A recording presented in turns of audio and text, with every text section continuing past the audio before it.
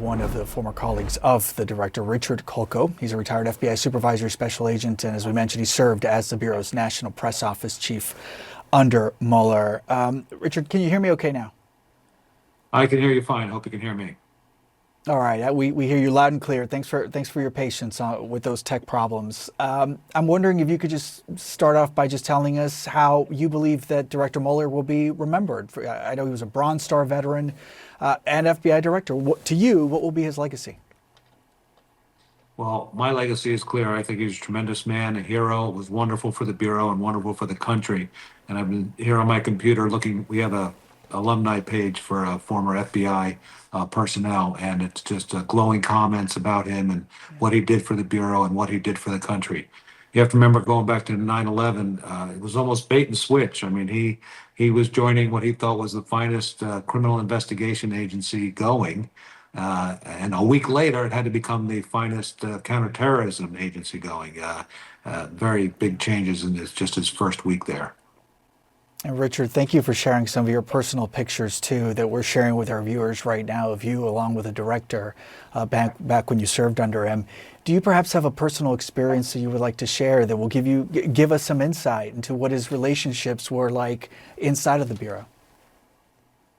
Well, many things. First of all, he really saved the Bureau. After 9/11, there was a strong desire for many people to dissect the Bureau, tear it apart into an intelligence agency and a law enforcement agency, separate. That model would not have worked in the United States. And he fought hard to help save the Bureau. He did that. It was good for the FBI and good for the country and good for our security. But he was the type of man who, while stern, very attention to detail, same kind of man who would show up on Christmas Eve in the command post on his own time to make sure that his people were doing well. Always concerned about everybody.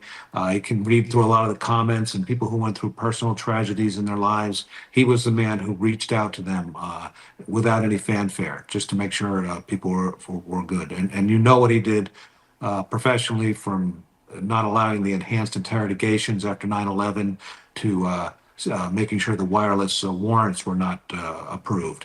The man went out and took risks all the time for him, for the FBI, for the country, and I think every one of them paid off.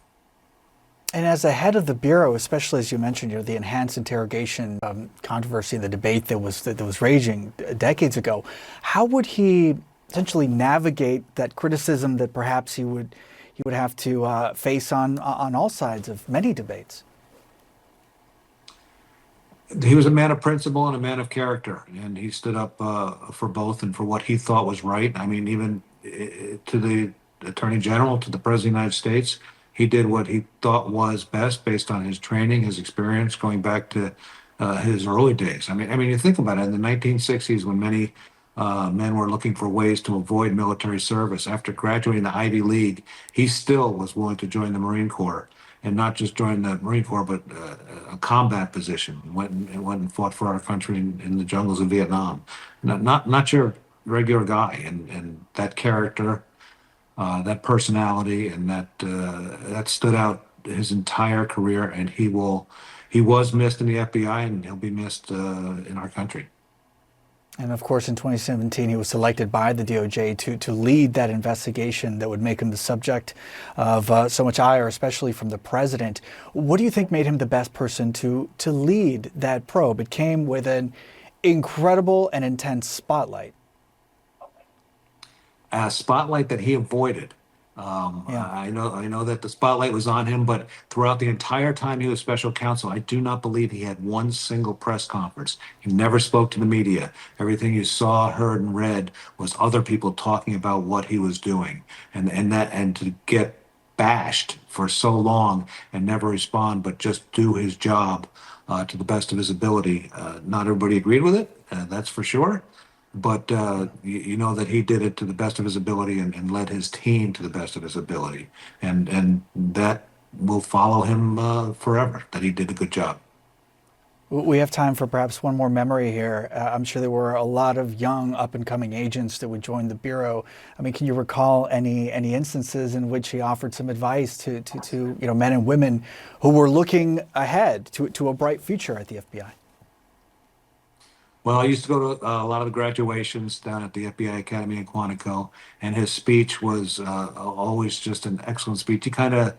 He used a lot of the same speeches or versions of the same speech, but you could tell that not only was he talking to the new agents that were graduating and getting their badge and credentials that day, a very, very proud day in a young person's professional life, but he was also talking to the families of those agents, letting them know what their role was, how important their role was, and how proud they should be of their family member who had just completed training at the FBI Academy and was joining the finest law enforcement, intelligence, and counterterrorism agency, not only in the country but in the world, that had taken on a life of service to help protect their country. He was a great leader, and he will be missed. And we are thinking about Director Mueller's family tonight. Richard Coco, thank you so much for sharing some of these memories with us. Really appreciate your time. Thank you. Thanks for having me.